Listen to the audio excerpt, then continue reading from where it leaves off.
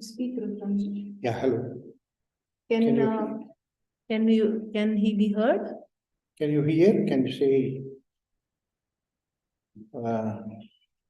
Let us know if you can hear. Somebody can say yes. Okay, yeah, I think yes.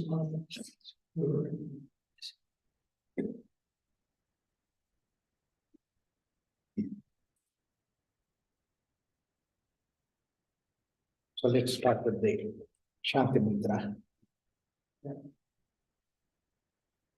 Om Sahana Bhavatu Sahanau Punattu Sahaviryam Karavavahai Tejasvinavadhitamastu ma Vidvishavahai.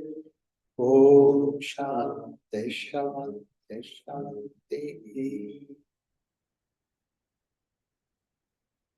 Last week's discussion evoked so much of interest to the people. I think Vidya, you started the discussion or another Vidya? No, one other Vidya. About the flower in the land. Yeah, right. In fact, it's such a, you see, whether you take the flower from the plant also has a life, and also fruit, it also has life. And in which case that even the day-to-day activities also that we use the plants and the flowers and all those things, questions come about these kind of things. It's actually the question of sensitivity that we have. And I can tell you the kind of sensitivity people will have about hurting even the plants. And one of the very interesting stories that he didn't want to hurt the plant was Bahubali. And he was traveling in the forest, and then there were bushes and all the thorns and all that. And then because of the wind, that his cloth went and struck the bush. He wanted to take the cloth out of the bushes. Then he found that it is disturbing the bush plant. He said, I don't want to hurt the plant. Plant is getting hurt. So he left the cloth there and then walked out, thinking that if I wear the cloth, then that will be a problem with the bushes. That's why Gomateshwara that you have, where he is standing there naked. And not only that, then later on he found out after going there, that's what is the place. He said, if I walk also that I kill the plants. He stood there, plants, creepers actually grown on his feet. That's why we have that statue there. It is extreme degree of compassion. Extreme degree of compassion. What an extraordinary, wonderful way of practicing compassion. So, you don't want to hurt anything, you don't want to hurt anybody. This is what is, actually that's why these two things go hand in hand. One is called as your love itself is manifested in the form of ahimsa. Himsa is opposite to love. The practicing of love is practicing ahimsa. And it is not just only practicing ahimsa, but you establish yourself on ahimsa. That's what Patanjali says. Ahimsayam pratisthayam tatsanidau vairatyaga. Vaira will not be there, vairatva will not be there. Animosity will never exist. When you are practicing, when you are established yourself in the ahimsa, it is like the way that where the sun is there, you don't find the darkness. Where sun is not there, then there will be darkness. So darkness cannot coexist with the light. Same way, when you are established in ahimsa, it's not the question of for us, what happens is we think of practicing ahimsa. But Patanjali says, of course, initially, that in Yama Niyama you practice ahimsa, but later on you come to a level where you be established in ahimsa. When that can be possible is when you don't take the himsa, not doing himsa from the karma level, deep inside at the walk level. And further, can you take it deeper into walk to even the mind level? You don't have himsa in the mind level. That's why manasa vacha karmanaha practice be in ahimsa. So that's why we have the examples also like that who created that kind of ahimsa, non-violence. In the activity, of course, outer activity that you can do, but deep inside you have, in your walk, you should not have himsa. Talking, you should be careful to see that you don't hurt somebody while talking. And be careful about that, to see that if it hurts somebody. It may be truth, but is my truth going to hurt somebody? In fact, many times people use the truth as a weapon. What will it do? Not only that it hurts, but they say, wait for the chance to tell the truth so that it hurts somebody. No, it is right like that. No, you don't have to say it. You don't have to say it if it is supposed to be. It's our own chief engineer. Very beautifully he managed it one time. Why I'm saying it is, he doesn't even know any Vedanta or anything. But simple household in office circumstances, he could use that. And it was very clear. There was a meeting of managing director called chief engineers and all that, construction chief engineer, managing director asked something. So, what about that work it has, where it has come, what's happening? And he said very simply that, sir, as soon as we receive the design, we immediately take up the activity. He said, okay, take it up. The design chief engineer is our chief engineer. And then there was an assistant who was there with him. He was poking him, saying that, sir, we already sent the design 15 days ago. Sure, keep quiet. So then, even the truth, unless until you are asked, don't tell it. Unless until you are asked, don't tell it. Then later on, what happened, I was observing the whole thing. Then later on, chief engineer said that construction chief engineer asked our chief engineer, you have saved my life because I know that you sent already designs. But there were so many disputes in the project area. And I don't want to tell all those things to managing director. You see, that it's a simple cover for me. I have not received the designs. Simple cover for me. That helps. Our chief engineer also said, yes, if I was asked, I would have said it. But I was not asked, so I keep quiet. So a truth should be something which should not hurt somebody. Satyam bruyat, priyam bruyat. It should be right kind of a thing. Priyam bruyat. Put it in such a way that it doesn't hurt somebody. That's why in Rama's adjective, mridubhashina. That means in his words, he never hurts anybody. Mridubhashina. That mridutva is there in his body. Who never hurt anybody. Including when he is talking to Ravan, there was no question of hurting. So, forget about talking to the other people.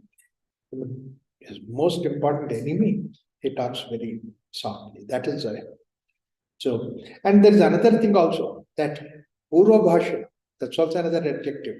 Purva Bhashana means basically, many times people wait, let the others speak, then only I will speak, like that. No, you talk. So you break the ice. What is the big deal about it? Right. You are big and you have to talk later on. There is no ego of all these things. So, Purva Bhashana, Mridu Bhashana, both these things come adjective for Rama. That's what it is. Don't hurt anybody. So, ahimsa and love, they go together. And Patanjali has taken the idea of ahimsa instead of love. But if you are established in ahimsa, basically the way that, how else can it be possible other than love itself? So that's how love naturally, obviously comes to the picture. Now, if you look at the example of Bahubali, example of Rama, when you see that, you can't even hurt any small little simple thing. how can you hurt a flower, a plant that is there? So therefore, that this idea is very strong to say that, yes, you don't have to pluck the flowers of the plant, but you are doing the puja. So that's a very clear picture that is. But there, if you are plucking the flower, that means there is a negativity involved in that. So can we look at in a positive way rather than negative way? Because what happens is often, that's another, actually, Narada doesn't bring about, but Shandilya brings about that. Shandilya Bhakti Sutras, he brings about that idea, saying that very often what happens is that negativity comes into the picture. See, just because that you are following principles, you look around, see that that fellow is not following principles, that fellow is not doing like this. See, in my house, nobody is spiritual like I am. Nobody cares for all this. Everybody is like, see, there's another way that you look at. That means to say that the good always has the opposite side, the bad will along with that. You have the bad within you, therefore that you look at the things in a bad way. You have bad within. If you didn't have bad within you, you wouldn't have looked at it in a bad way. If you didn't have hatred within you, that you would not have developed hatred. Love is not converted to hatred. If you didn't have hatred within you, you cannot convert your love into hatred. But very often what happens is that people who follow the spirituality, they're more with the hatred than with the love. 100 items to hate, and then they look for that something which what is wrong. Like for example, there's a simple idea that you follow a principle called as cleanliness, and that is in the tradition that has come that you wear, especially dried up clothes, all those things that are there. But they will be looking around who is touching what they are touching, which water they are using, which. Wow, the whole searches for the negativity. And you take the magnifying glass to look at negativity. It's so fast it comes. So that's why Swami Vivekananda said it so beautifully that the whole of religion is South India is converted into untouchability and the cooking pots. Your God images are nothing but cooking pots. And don't touchism is the philosophy that you follow. Look at all this. Don't touch this, don't touch that, don't go there, don't go here.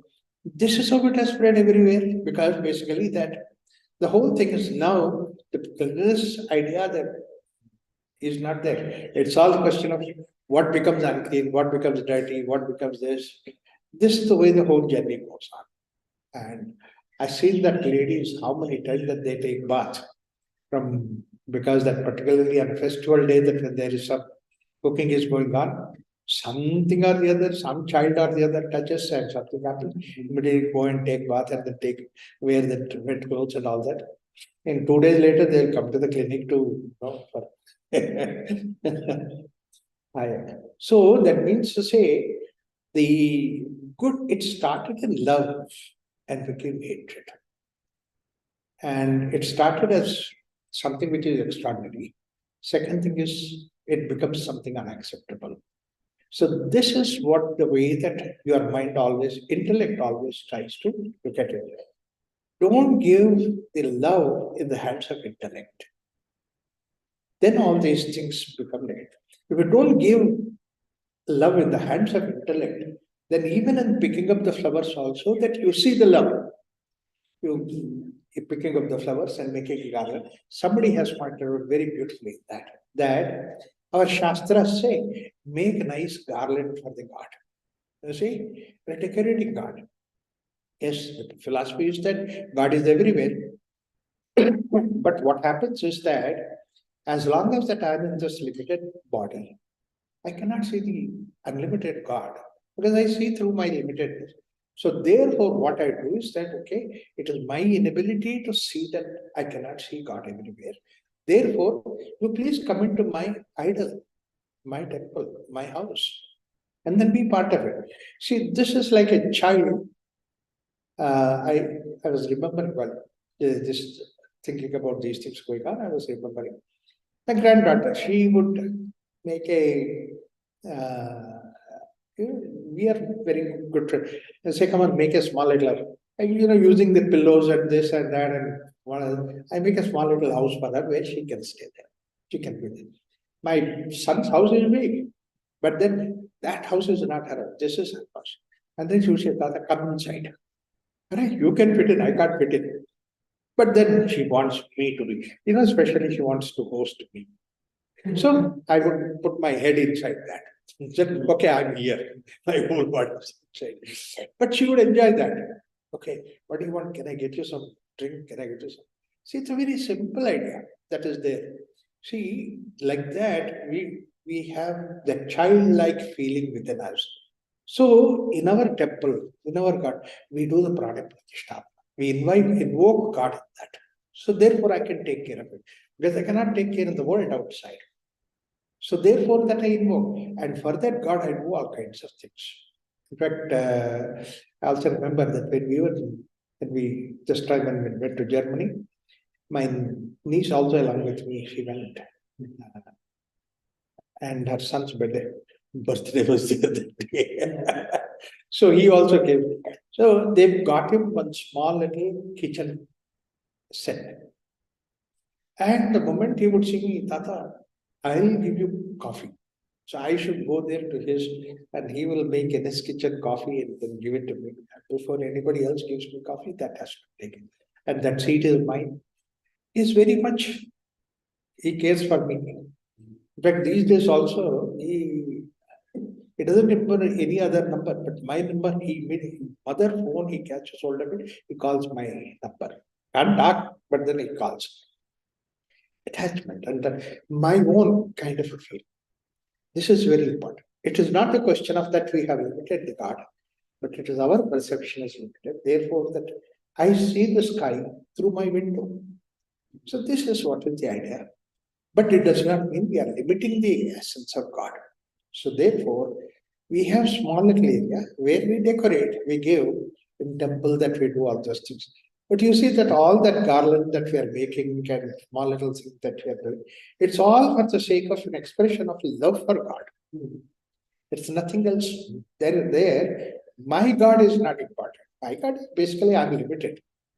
I'm limited, but He is unlimited. I'm not limiting Him. But for my perception, I do this kind of thing, like the way that the child does small little house, his own, and his thing, it is taken care of. It's a wonderful feeling of love that is there involved in that.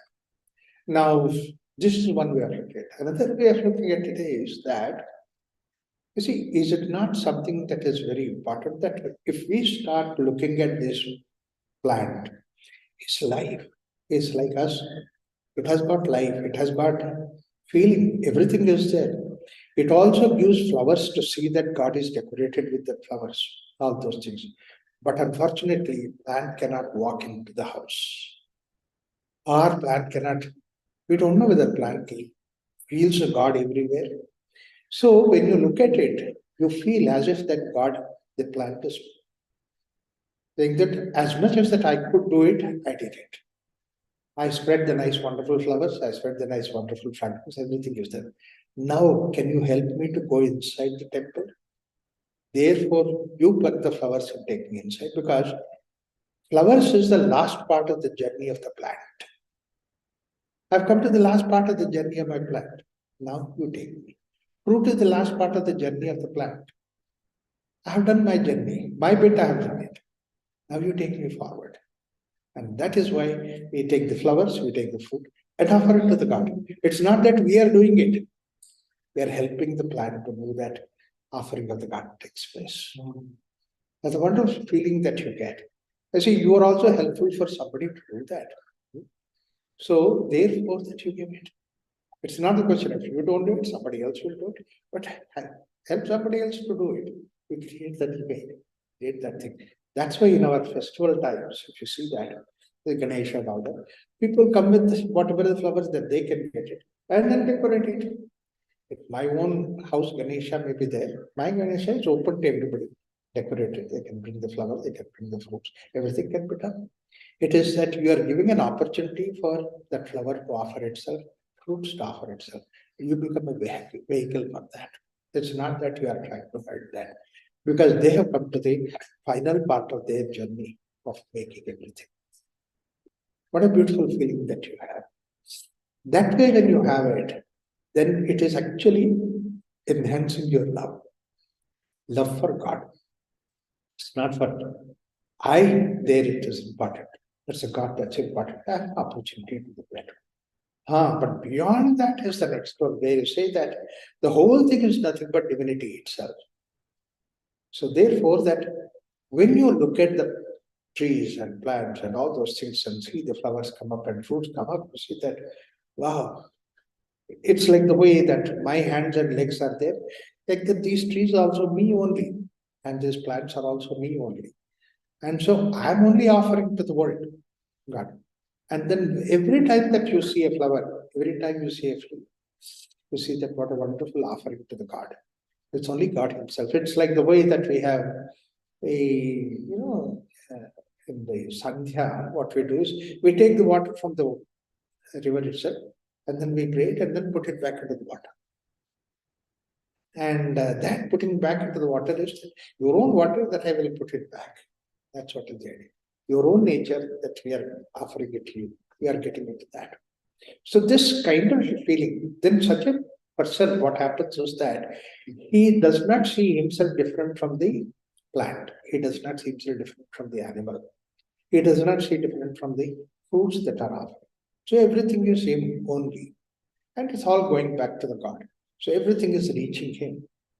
That's what is the idea, because essentially there, the I becomes so limited. The whole idea is to see that how I can dissolve this I. So then, that is when it is said that Manasa Puja takes place. In Shiva Manas Puja, it's so difficult. Mantras are there, which is Shankaracharya has written all that. But if you try to look into that mantra, so difficult to get the concept, because you have to live that concept in that Shiva Manas Puja. So, if one can live that concept of Shiva Manas Puja, and that's where everywhere that's happening, then it is you are feeling satisfied within you, the puja is going on all around you. This idea. Of all these things, the last one that has given, and a culmination of these things is only what Sadashiva Brahmendra has given us that, not Sadashiva Brahmendra, but the tattva behind it is that I is dissolved. The whole tattva is that what is the importance of love? Love is the only alchemy where the I is dissolved. And that I can be dissolved. And that expression of that is in the form of the Telugu song. Somebody has mentioned so beautifully. Translation also is very beautiful. But original song is something which is so beautiful. Emi Setura Linga, Emi Setura. What can I do? That means he is asking Shiva. This is what a Shiva Manasa Stotra comes from, continuation of that. Emi Setura Linga, Emi Setura. What can I do? Because basically, if I offer the Ganga water to you, Ganga Udakamu Techi Niku, Linga Puja Chetamante, if I do that, Ganga Nunna Chepa Kappalu, England Tunai. All these animals that they say that we have already tasted it. So you are tasted water that you are giving it to Ganga, to Shiva. So how can I do that? How can I do that? They have already tasted that water I am doing it. We are supposed to take pure water, in fact, food, prasada that we don't taste it. The Ramakrishna story also it happens in there. First of all, Ramakrishna was doing puja in such ecstasy. And it was, Devi was there all the time, and the puja would never end, 3, 4, 5 hours. He said, why do you talk such a long time? Because normally what happens is that a pujari would have ended the offering. But Ramakrishna would not end it because that he was not a pujari, he was a bhakta. That's the difference between pujari and bhakta. For a pujari, that's like a danda, that's like a occupation. And he has to finish that, go for the next puja, to third puja, fourth puja, there. But for Bhakta, it is not like that. He never goes anywhere. He is there. So therefore, actually what happens is for Ramakrishna, that he is just doing. Some days he won't do it. So why are you not doing? Say, God didn't call me, therefore I did not go. If you want that he will call me, he'll get me to. So this is okay. The people have accepted. But when it goes to further ahead, then people really became concerned because that you would eat food and then offer it to God. How is that, you are eating the food, you have tasted the food and giving it? Is it something wrong? Blasphemous? It is not blasphemous. Is it? What is that? In fact, my mother, when she gives me food, first of all, she tastes. She sees that it's the right food, then only she gives me. She does not do that for God. It's not ordinary person, it's the God that I'm offering. So I should take care that it's the right kind of food. If it is not right kind, then I don't even offer to it, God. So that means the feeling is something which is very important. That jhota or not jhota is not important. So that is the basic feeling that is there. That's why he says that the water is already tasted by fish and all those things, and then I'm offering that. So they say that we already tasted and you're offering that water. Similarly, Tumapu Ulutechine, Tustuga Pujetarante, I mean, those flowers I would like. But then every flower, it's only the bee comes and then actually tastes that flower, takes the pollen and all that. So therefore, this flower are touched by the saying, how can I offer it? Mahanubhava. So you are a great person. Madeva Shampho, Malinga Murti, Amy Sutra, what do I do? The very simple solution for that, I mean, like that, it goes to 3-4 shlokas. And the third one is also very beautiful. It says that I bring the cow and then I milk the cow. Before milking the cow, actually calf takes the milk. And afterwards I milk the cow. And the calf is already tasted. And that milk I am offering you. So what can I do? I can only offer something which is already tasted by something. All these things come because that you feel that you are offering it. So the simple solution is that you are offering it, take it out. It's that you are facilitating them to come to you. That's all. The one you dissolve it, then all these questions go away. That's what is the ultimate idea of that particular song. That's a very beautiful song. And the idea is that the only solution that is that I have to dissolve this, I have to offer. I am offering. If I am not there to offer, then who is it's all going on? It's like that. Nature is good taking care of it. And in the nature, that's how it is. Actually, in the nature, what happens is that the beautiful idea is that food cycle. That the food itself becomes the receiver of the food and the food are not two different things. That's why Taittiriya Mantra Upanishad, I said, Upanishad Mantra that I said that Annavan Anna, the same Brahman becomes food and the hunger. And then food is made for the sake of hunger. And whatever the Brahman which is supposed to be hunger will become food for something. Like, for example, you take the food and then your food becomes, you become body, and then your body becomes food for bacteria. And then bacteria will become food for the earth. And the earth becomes the food for the plants to come, and plants become food for you. So that means to say there's a food cycle that's going on. The cycle of food is anyway going on, and you have to eliminate the I in between. That is the idea. When you dissolve this I, then everything becomes like, every step becomes like a celebration. We are offering the flower becomes celebration. They are offering the water becomes celebration. This is what Krishna said in Bhagavad Gita. That's also in the discussion somebody quoted. Is it not that Krishna who said that in Bhagavad Gita? Offer anything, it becomes for me fine. Phalam, pushpam, patram, toyam. Anything that you offer. That is very important. More important of all those things is that you offer yourself of that. The self is not there. That's what is the whole of bhakti. So this is the idea of the whole of that discussion that's went on. so many people have raised so many ways that this particular idea. It becomes negative only when we think of the love we converted to hatred. That's why the Shandilya Bhakti Sutra gives us the idea that the beautiful answer for that is wherever there is something like you don't understand the love of it, then udasina. That's why he doesn't call it as Patanjali also. He doesn't call it as that. He says,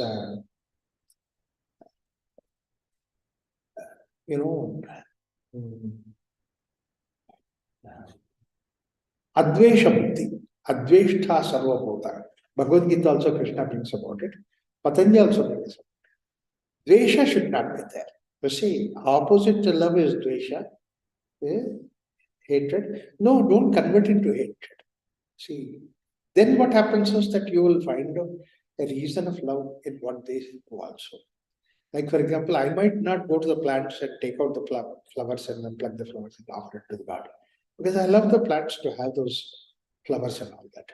But if somebody plucks the flowers and offers it to the garden, I don't develop dvesha, adveshta sarvabhuta.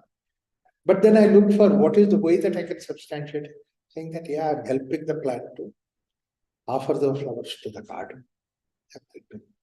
Or another way that I look at it is that, yes, it's all God's activity going on, even in the form of somebody plucking flowers and putting it to God. Not plucking the flowers. See how many plants are there out of which the flowers are there, but nobody plucks and goes away. It's like that. It's fine. That's how they offer. But then, most important aspect is see that the plant does its whole journey by itself until that point. And then we have to make our own journey as such. When we take it that way, Adveshta Sarvabhutana, then Maitri Karuna Yevacha. Maitri Karuna, all these things are the soft emotions. And when they are corrupted by the ego, then only it becomes like Dvesha, Kama, Krodha, all these things develop because of the ego. Ego is not there, then it remains as soft emotions only. That's why, as a practice of bhakti, Krishna gives that suggestion, saying that Adveshta Sarvabhutana. That's the only key point that he gives us the bhakti sadhana. Maitri Karuna, Nirmamo Nirahankara. These are the two things. Mamatva, Ahankara. These are the things which brings about Dvesha, which brings about the boundary. Not having boundary is the way that you bound.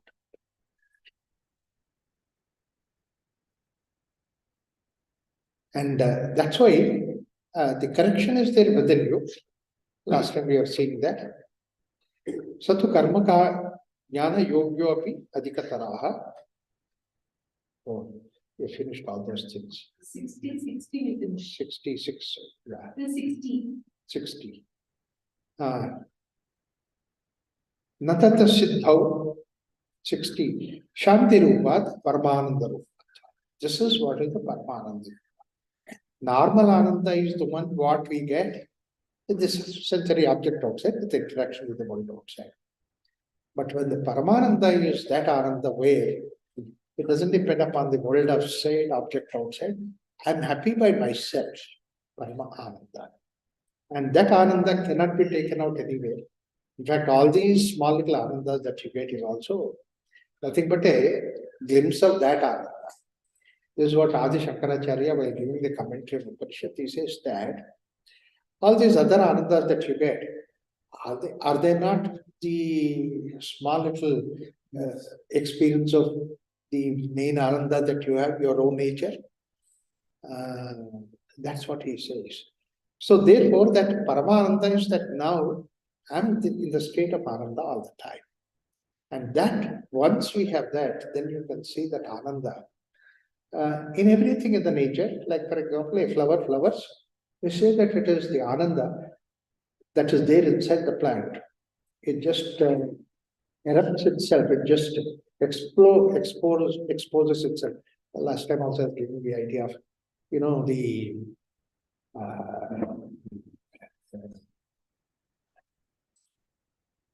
boiling the milk in the new house is nothing but it is just my happiness. The house is overflowing with that.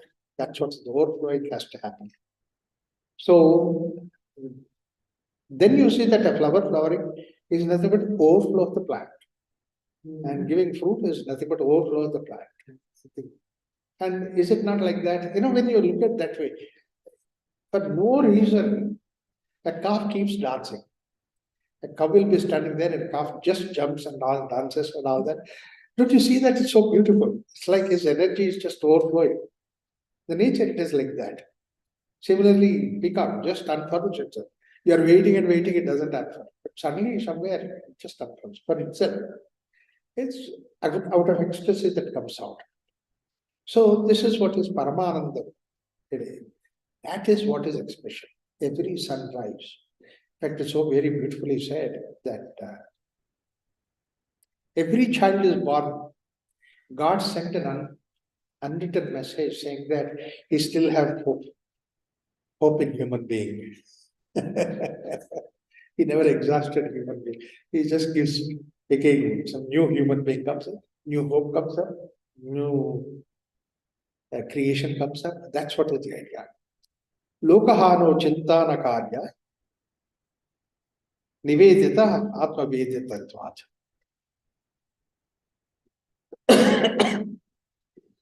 When an overflow like that is happening, lokahano chintana.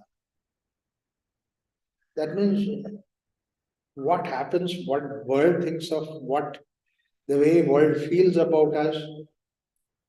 Are they, rating us or not? Lokahana. Look at the way Mirabai, she was coming from the royal family, just went on dancing. She didn't look for appreciation of the people. When that happens, you can see the amount of love that's just springing out. I was just watching one of the children's program in a school, annual program, and the children, they played various roles. And then after playing the roles that, the teachers will make them. So every child comes with all that makeup. A child in the form of a deer comes up and says that I was deer, but I am name, some Saroja, something like that. And I was this, now I'm this. So like that.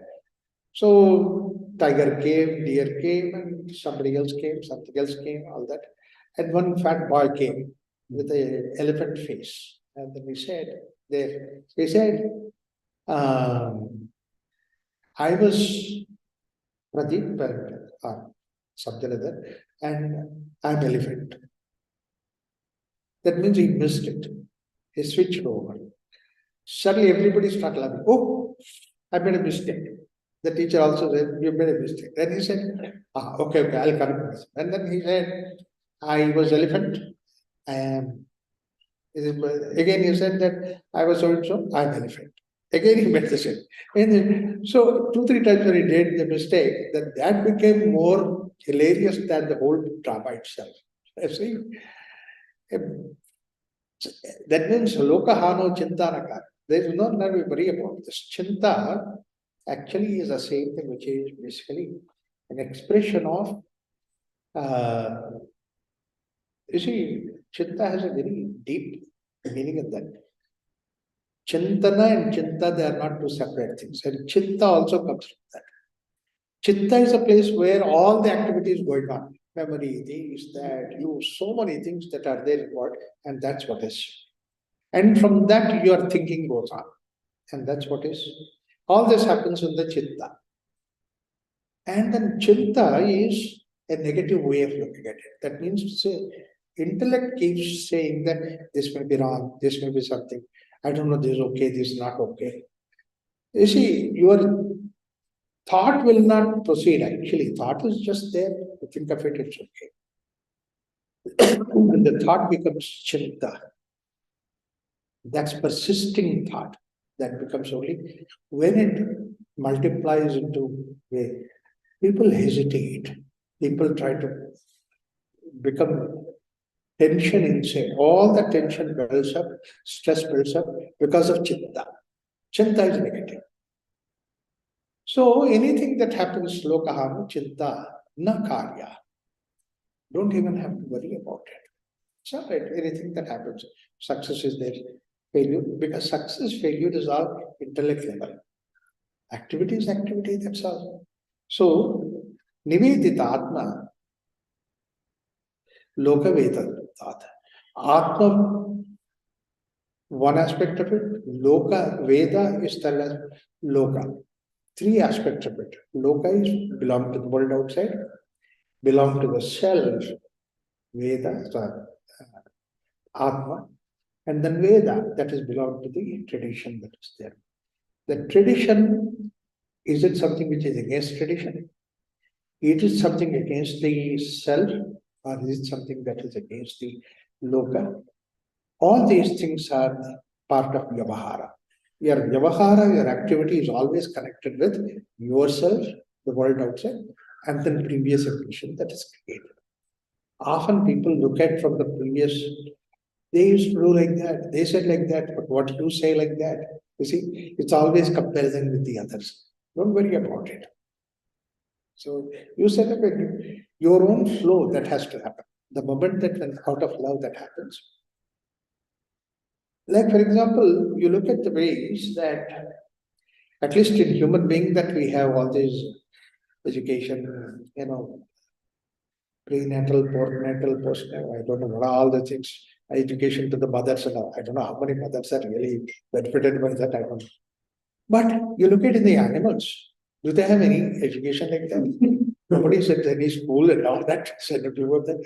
Now before you have the childbirth, you should have 1, 2, 3, 4 like that. Is it not that the nature takes care of it? The bird is going to lay the eggs. And from there gets the dry sticks and all that, makes a nest, and then cozy nest, and then gives a nice, wonderful eggs, and then give the baby a warmth to it, and then feed the child. Who taught that? I mean, at least in the fish, they say school of fish. That's what they say. But in the birds, nobody says a school of birds. Nothing like that. I don't know. We have all this kind of education, this and that. So, Atma, these are the three different kind of things. One is a self, Atma. Second thing is Veda, Atma, Loka means the world outside. And third is Veda, that means previous impressions, previous ideas, all that is there. Is it because of that or purely out of love that you do it? Your child is absolutely your child. And that child also has not gone to any school before coming here. He behaves the way that he wants to be. That's it. No period. There is nothing that. No, every child like that, you do like this. I don't know what other children do it, but I do it like this. That's a simple thing, the child. Natat siddhau loka vyavaharo heya kintu palatyagat tat sadhanam akaryameva. Another very important sutra that is tat asiddhau, until unless that you reach that particular state of being immersed in the love itself. Love itself, you are merged into the love. You become one with the love, because the love is no ego that remains as asiddhau. That means until that time that you reach that, are the situations where that you have not reached that way. That's asiddhau. Na loka vyavaharo na heyaha. That means to say, we do not get out of loka vyavahara. That means to say, the world follows certain order, world follows certain principles, and that we should not develop a hatred for that. No negativity for that. Na heyaha. It's a very strong idea. As long as that we need to do it till that, or that moment when we are in that state, in that secrecy that it can happen. But otherwise, that what happens in the otherwise, the loka vyavahara, we should not really disturb that. Nahiyaha. We should not develop a hatred towards that. We should give the respect to the loka vyavahara that is there. And loka vyavahara, again, it depends upon different areas, different places, different situations. There is vyavahara is different. You respect that local vyavahara. So that's what is our culture. We have a wonderful culture which has got a loka vyavahara culture, both in terms of what you do in the world outside, what you do at the festival, celebrations, what you do with your family. All these things are well defined. We follow that. Loka vyavahara na heyaha. Only thing is that, all right, I'm doing all those things for what? The only one thing that you can do it is that phalatyaga. That means to say this. Phala does not belong to you, phala belongs to the world outside. Phala belongs to the world outside. Whatever you do, phala will come. But you don't look for phala. Phala belongs to the world outside, it doesn't belong to you. We try to look at that phala. That's what in Patanjali Bhagavad Gita also Krishna says that karmanyeva adhikaraha ma phaleshu kadacha. Phalatyagaha, that's something. That sadhanam na karyam. So really the sadhana is in the not giving up the activity. You are in the world activity, whatever that's going on. Because so many things that are there in the form of a culture that we have developed. And that you follow it, but at the same time, phalatyaga, that's sadhana meva. See, there are two different aspects of sadhana. One is the aspect that you do it in the world outside, another aspect of the sadhana is within. And the sadhana outside is that you involve in the activity that's there, the world does it. Wherever that you are, you do it. Like if I'm in Prashanti, I follow the Prashanti activity. If I'm somewhere else, I'm in Germany, I follow the activity there. But at the same time, that deep inside, phalatyaga is my own aspect of it. That's internal, that I need to do it. So this is what is karyameva, phalatyagaha, that's what is the sadhana.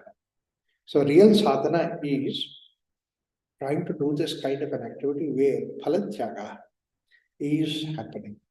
Why this important aspect of phalatyaga is that you're not doing an activity for getting something, you are full. And activity is an expression of your fullness coming from outside, coming to the outside. More than anybody else, this is what is the way that yoga looks at. Bhakti yoga looks at. In fact, that is the reason why Bhakti sadhana is much better than the other sadhana. Other sadhanas are always associated with the phala. You do something, therefore that you get the phala. Raja Yoga, you do 1, 2, 3, 4, 5 things, and then you get into samadhi. That's why often people, when Patanjali has given us the Ashtanga Yoga, when it comes to samadhi, he said, samadhi happens to you. Not you don't get samadhi, you don't do samadhi, or you don't get samadhi. Then people will become perplexed because I do all those things so that I will get samadhi. No, it happens to me. You are looking for the. Similarly, karma yoga, you do all these karmas, and therefore that you get the. In fact, every karma that we do, every karma kanda that we do, is associated with the phalashruti. In fact, the priest will be saying that you have to say the phalashruti. Without phalashruti, that you don't do it. I laugh at the whole thing. That it is the priest have created that idea of phalashruti. So for everything they have the phalashruti. But whereas repeatedly Krishna and Narada, everybody says that phalatyaga has to happen. Karma, don't give it up. Phalatyaga has to happen. Why this phalatyaga has to happen is because you are not requiring anything else. You are complete. You are Brahman. And that experience of completeness, you do not get in the other yogas, but here itself, in the Bhakti Yoga that you get. That's why these two things which are very important in Bhakti Yoga, Shanti Rupa, Paramananda Rupatva. That means you are the Ananda yourself. Because of that reason only, there is no Phalatyaga. And Phala is not there. Don't care for anything. A fellow came to some house and then he asked for Bhiksha. And that lady came outside and said, Hare, you are so young and energetic and all that. There's so much of work in the backyard. And you are just asking for food. So you show me where is the work. I said, this is the work that you have to do. The next couple of hours, he did all that work, finished all the work, and then he was about to go. The lady stopped him and said that I want to give you food now. He worked all this. Oh, he was surprised. He said, I thought work is there, work do it. Hungry food, they are connected. I never thought work is connected with the food. It's artificial connection. Alatyaga, that's what it is. It's artificial connection. Work is there, you go ahead and do it. Then she realized how great the saint he is. Stridhana Nastika Vairi Charitram Na Shravaniya. Next sutra. Everybody translates, every translation gives.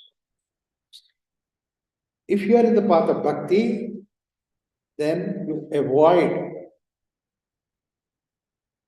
women, stri, dhana, food, money, nastika, people who are non-believers of God, vairi, enemies, charitram, nashravani. Don't look at their characters, these things, don't look at that. But what happens is normally that people go behind it.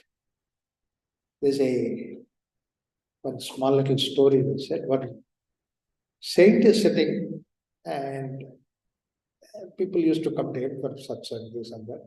Opposite to that, there's a prostitute, her house is there. And she also sees how many people come to the saint. But then whenever the time comes, the saint also sees how many people go to her. And she's also very beautiful, she's young and all that. And he can't go because that he's supposed to be a spiritual person, spiritual leader. But he always thinks, see how many people are going there, how many people, they're going the wrong path. And she's driving everybody into the wrong path. So all the time he was only blaming her. Everybody goes that it pricks him like a thorn is looking and all that. And everybody, some people go there, how fortunate they are, they can go to that side. She was thinking like that. Ultimately, when both of them died, then she went to heaven, he went to hell. He said, what is that? I did whole life. My sadhana was satsang, this, that, and all that. And you pushed me to hell. No, that is what externally that you are doing it. But deep inside your mind, you're only thinking of that lady. And how many people are going in a wrong direction?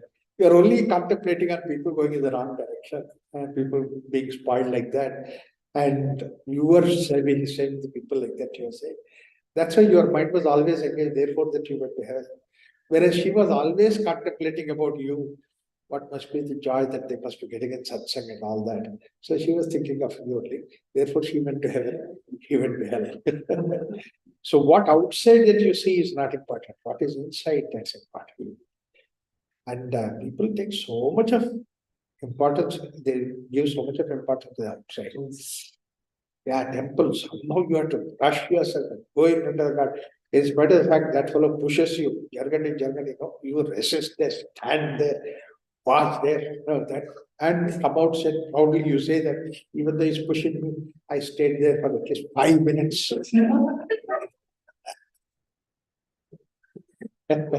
So wonderful. I sit inside the temple, and then outside in some platform and just sit out comfortably, peacefully, and then come out of it. External becomes important, internal. So all these things that actually in this sutra he did not leave anything. Still, dhana, nastika, vairi, charitram, na shravaniyam. Shravaniyam. This can be very badly interpreted.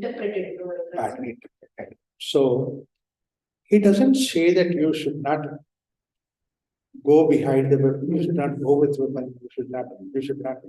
I mean, somebody has written, Narada is a man, therefore he has written three.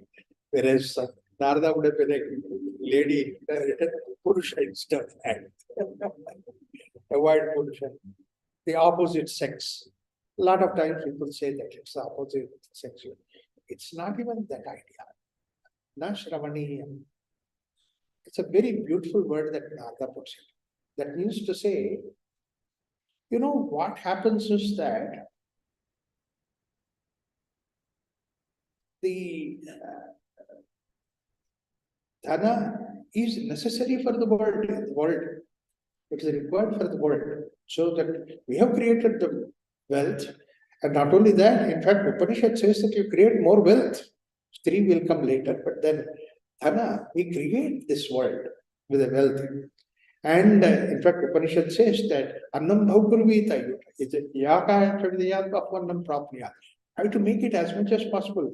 World has to become rich. Rich it has to become, the world has to become rich. Because the money belongs to you, Dhana belongs to the world outside, not to you. You are not shining by that. In fact, that's why in this culture that one who had the money, it is not that he was rich, he had the money. He was a custodian of riches. He was only custodian of riches. One who is capable of taking care of the money, he would have it. The king never used to have money. The Brahmin, of course, he was never used to have money at all. He had all the wealth. That's it. But only thing is that a Vaishya used to have money because Vaishya was not actually rich. The idea is that Vaishya was supposed to be custodian of the money that was there, custodian of the wealth that was there. It's not money, it is the wealth. So he takes care of wealth anywhere that is there. He is capable of doing it. In his blood it is there. In fact, that's what is the way that we need to look at that wealth. I attended one of the conferences. I talked to some people about the Indian system of economics that was there in Los Angeles. And there, they're saying that how to make the profit, how to make. I said, look, the very fact is that if you are only looking at profit, you are not a Vaishya. You are not a Vaishya. You are not a businessman. Because businessmen point focus should be where is the wealth and how I can make this wealth to reach everybody. It's not that he has to become. Making profit is something which is there in his very genes itself. He cannot think of anything else. It becomes like the way that analyzing a solution, analyzing a problem is in the genes of Brahman.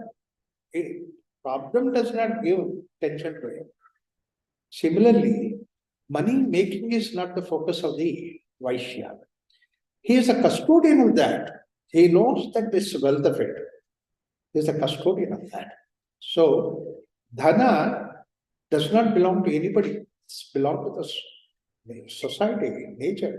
We were so rich at one point of time, the whole of India, the whole of this Sanatana Dharma was so rich at the point of time. Can you point out that somebody was rich? It's not like that. The money was used where it is necessary, it has to be used. Beautiful example is this Mysore Kanambadi Dam, and that was supposed to build. The king didn't have money. Nalvadi Krishna Dubadaya. His wife said, I'll give all the jewelry. All that jewelry, I'll give it so that you can build it. The businessmen had said no, because you don't have the right on your jewelry, because that's the pride of the nation, pride of the country, so that you keep it. You want money to be used in the right direction, we'll give the money. They collected the money, built that dam. They built the dam. And I said, we know how to make that. We show it. That was the kind of thing. Created all that. Vishwasharaya gave the engineering and all that. Built the dam. You see that Vrindavan dam, that Vrindavan gardens. That was the kind of thing. So that means Vaishya knows what the money, wealth, and what it can do. Once it so happened that in Mahatma Gandhi's place, in Sabarmati Ashram, and somebody came and then Bapuji was sitting there. By that time, actually, they saw this grocery came. Those days, they used to put the packet and all that. So he would take out the packet and then newspaper, he would keep it separately. And then the thread that comes, he was binding into bundle and then keeping it aside. Somebody came and then he was talking to Bapuji. And then he looked at Bapuji doing all those things. He said, actually, he is a school teacher, headmaster.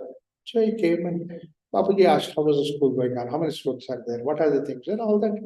As a leader, he was asked all the details. He said all those things. And finally, while talking about that, he was looking at Bapuji and said that this man, supposed to be national leader, and is keeping the thread aside and then papers aside. Itna kanjusi, he is such a miserly person. And if I ask him 100 rupees, he will not give 100 rupees.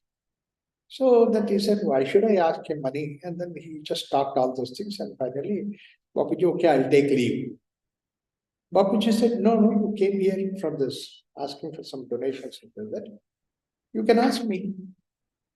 Now with great hesitation, he asked, yeah, I'm putting up one more floor in that school building. So therefore it requires about 15,000-20,000 rupees.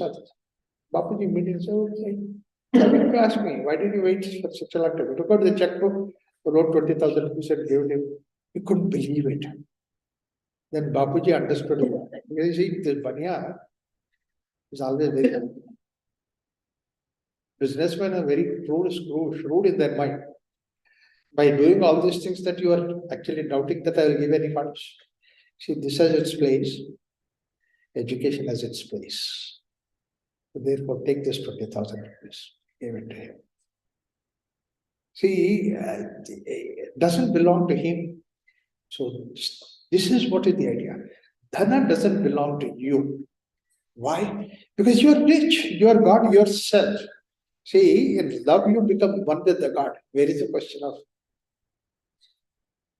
Dhana? Separate from you. You are rich. That's why Swami Rama, he always used to call himself Ram Badshah. King. He said, you don't have anything. You don't even have an ashram. You are a wandering monk and you say that Badshah. He said, yeah, I gave whatever that I have. Whatever I gave it, I am king of it. Therefore I gave it. Now I don't have anything. Doesn't matter that I do not become any king anymore. So I am a Badshah. So he would always call himself to Ram. What you have is not that make you king. What you give, what you do not possess.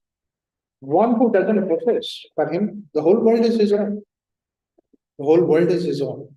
So that's what is the idea. The whole world is mine. In fact, you look at it, what do you require? A place to stay, clothing, and something like that. How much do you require? World can provide you that. Doesn't matter. Once you have that, the dhana has true value for you. That's what is the idea. Na shravaneyam. I'll come to that. Charitra. Second thing is vairi. Vairi is somebody that means an enemy. You don't have any enemy at all, basically. Because that when you immerse yourself in love, what's the time now? 6:10. Vairi, one who is one become with the love itself. There is a question of vairi. Once you become one with the light itself, there is a question of darkness. Darkness does not exist. That's the idea. To complete that sutra next time we take it up. Om Shanti Shanti Shanti. Any questions? Does anyone have any questions in the Zoom? Oh. Anyone want to raise hands?